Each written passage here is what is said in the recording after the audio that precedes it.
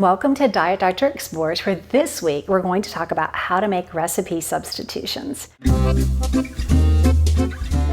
So if you've ever been scrolling through recipes at Diet Doctor and you see something that looks absolutely delicious, and then you start looking closer at the ingredients and you find either an ingredient you don't care for or an ingredient that's difficult to source. Well, you can make substitutions as long as you keep 5 simple things in mind.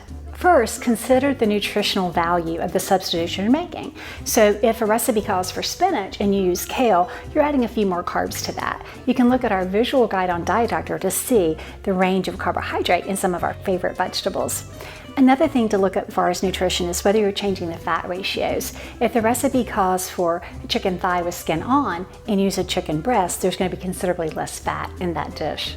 For the second thing, consider texture. If your recipe calls for ground beef, then you wouldn't want to put a roast in the recipe. You want to trade similar textures for similar textures. The same thing with vegetables, like broccoli and cauliflower have similar textures when you're substituting.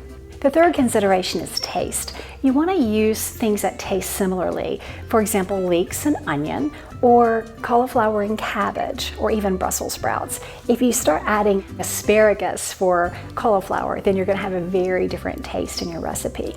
The fourth thing to think about is cook time. Larger cuts of meat will take longer to cook than smaller cuts. So if you're making a substitution where the meat isn't quite the same, consider that. The same is true for vegetables. Vegetables like spinach cook much more rapidly than things like kale. And the last thing to consider is don't try making too many changes at once. 1, 2, maybe 3 simple swaps can still yield delicious results, but if you change a lot of things at once, you're actually making a different recipe. If you want more details for how to do substitutions, see my complete substitution guide.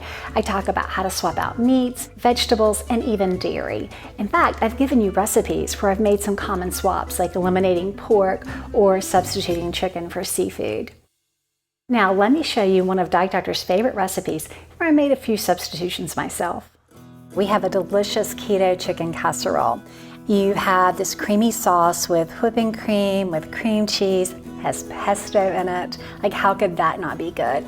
And then I saw that it calls for skinless, boneless chicken, and I thought, I can make a substitute, a rotisserie chicken, and that will save me a lot of time cooking this recipe. Then I saw the vegetables. There's 1 leek, 4 ounces of cherry tomatoes, and a pound of cauliflower. Now, leeks can be difficult to find, so I decided that I was just going to leave them out. I thought about substituting a couple of green onions or even some cabbage for texture, but it's only 1 leek, and so I decided that that would save some carbs, and I could put maybe a few more tomatoes over top. So let's see how I did. I'll serve some up. I wish you guys could smell this. Get a tomato. I see the pesto and a little bit of cauliflower, and it looks fantastic. I think this is absolutely perfect. Don't be afraid to make substitutions. Look at my comprehensive guide for all the tips to keep you from messing up a recipe, and enjoy.